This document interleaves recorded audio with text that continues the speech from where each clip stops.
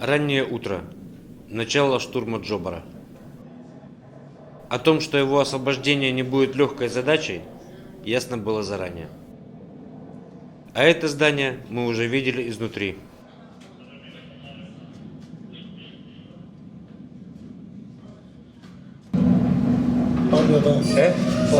Здесь свои.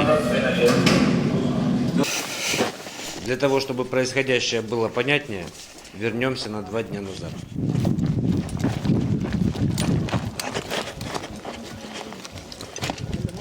Рекогносцировка на переднем крае в непосредственной близости от противника. Командиры уточняют действия экипажей и взаимодействующих подразделений на местности, так, чтобы все участники предстоящего боя досконально знали обстановку не только по карте, а и в реальности. Там, где невозможно показать объект, тут же сооружается уточняющий макет местности. Расположение известных огневых точек противника снаружи его опорного пункта и в глубине, направление движения и огневых ударов своих войск – все это необходимо знать в подробностях. Подводятся итоги с окончательной конкретизацией задач. В результате каждый из участников операции понимает общий замысел боя и действия его соседей. Это позволяет исключить во время боя любые недоразумения и чувствовать рядом плечо товарища, даже не видя его. Продолжилась рекогносцировка на той стороне. По захваченному у боевиков тоннелю группа выдвигается почти в расположение террористов, в здание, являющееся авангардом среди вражеских укреплений.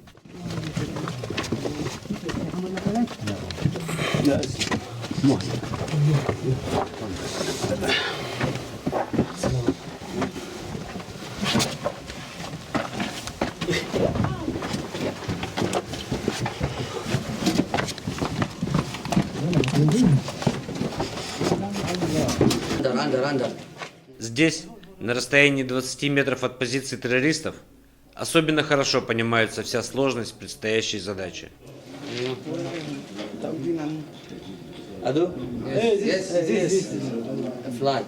Скорбным напоминанием об укрепленности Джобара являются 2 сгоревших танка, стоящих здесь более полугода, с первой попытки освобождения района. За все это время так и не появилась возможности вывести их, так как дорога находится под пристальным наблюдением противотанковых расчетов боевиков. Танкам и пехоте предстоит перейти именно эту коварную дорогу. Опасно, тяжело, но очищать район от бандитов нужно.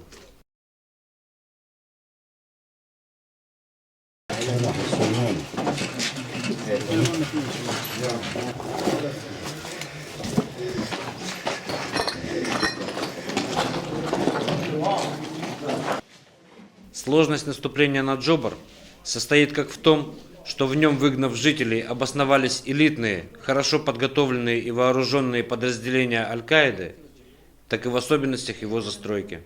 Джобар – это большое скопление разновысотных зданий, что затрудняет применение авиации и артиллерии. Во многие потенциальные цели можно попасть, лишь стреляя с дистанции 10-20 метров. Дополнительная сложность – очень узкие улочки, затрудняющие использование бронетехники. В таких условиях ясно, что освобождение Джобара будет долгой и кропотливой работой, с ожесточенной борьбой за каждое здание. Большинство домов превращено террористами в укрепления, и выяснить, есть ли в них враги, а также их численность и вооружение, можно будет лишь во время боя. Артиллерия и авиация, если и смогут помочь, то лишь на начальном этапе операции. Первыми серьезными пунктами обороны бандитов являются здание профсоюза учителей, называемое в народе учительской башней, и большой комплекс зданий колледжа информационных технологий, возле которого также стоят подбитые ранее БМП. Учительская башня – массивное высотное здание, позволяющее контролировать прилегающую местность. Очень прочная конструкция, не позволяет добиться значительных результатов ударами с воздуха и издалека. Во время артударов боевики спускаются на нижние этажи, прикрытые соседними домами, и после вновь возобновляют обстрел соседних районов и наблюдение за местностью.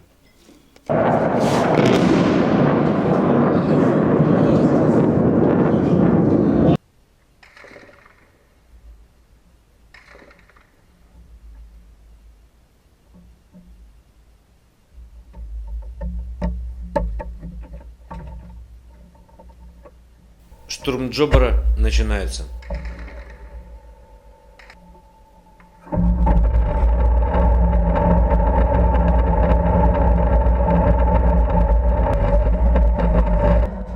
Танки выходят на огневые позиции. По узким извилистым улочкам каждый из них движется на указанное ему место.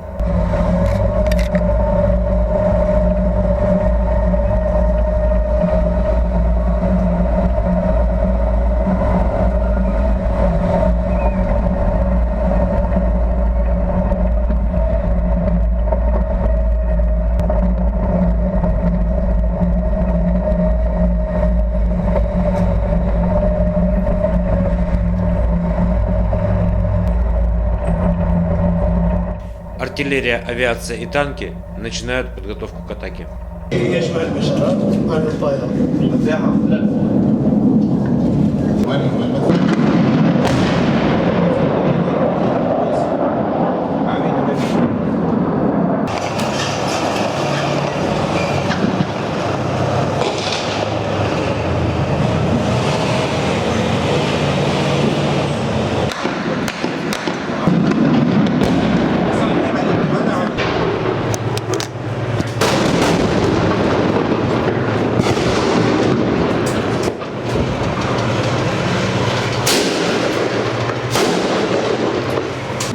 تاخد منه تترا مكتوب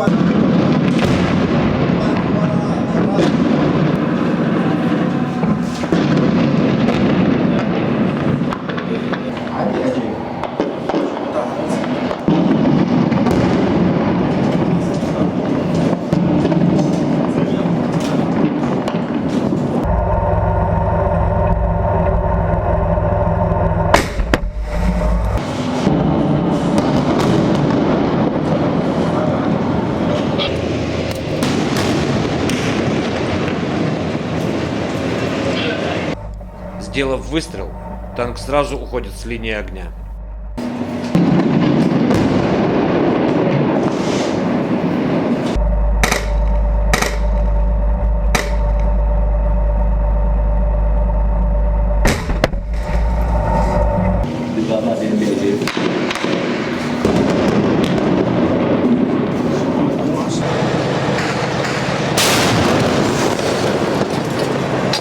Меняет свою позицию Шилка.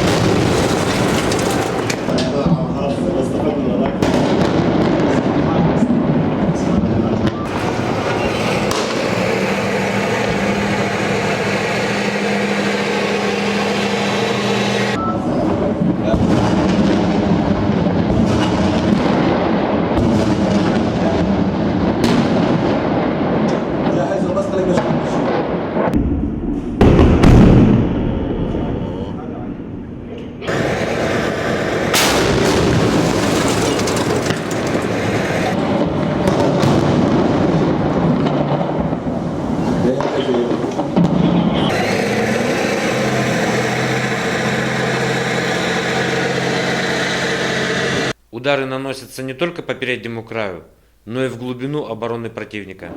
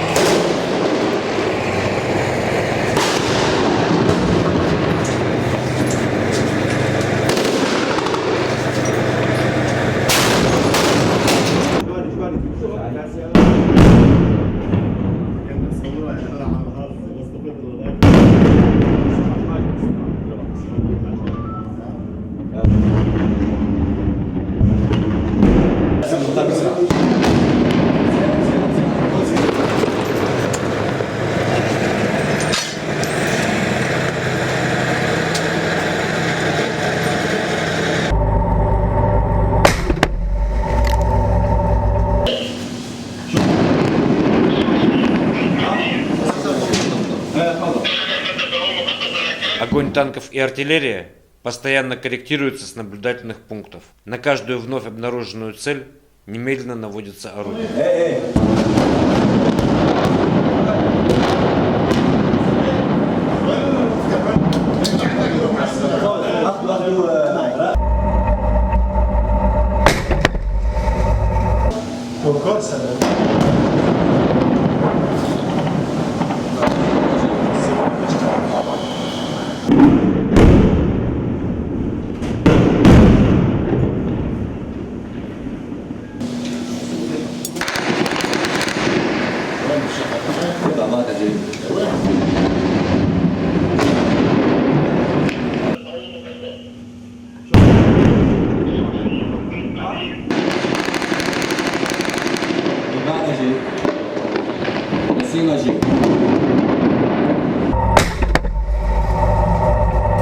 شوف الضربات الجنسية.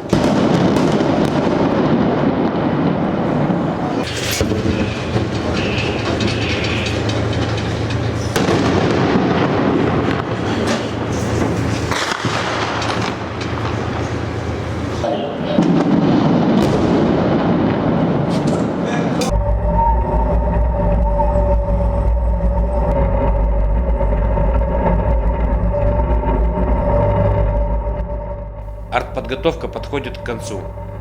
Участвовавшие в ней танки уходят на загрузку боеприпасов. И сразу же другие ринулись в разведку боем, выявляя неуничтоженные огневые точки террористов и добивая их.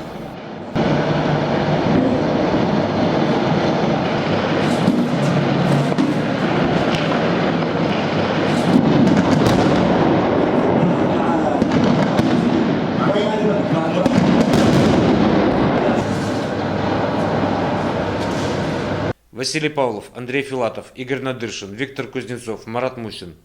Анна Ньюс, Сирия.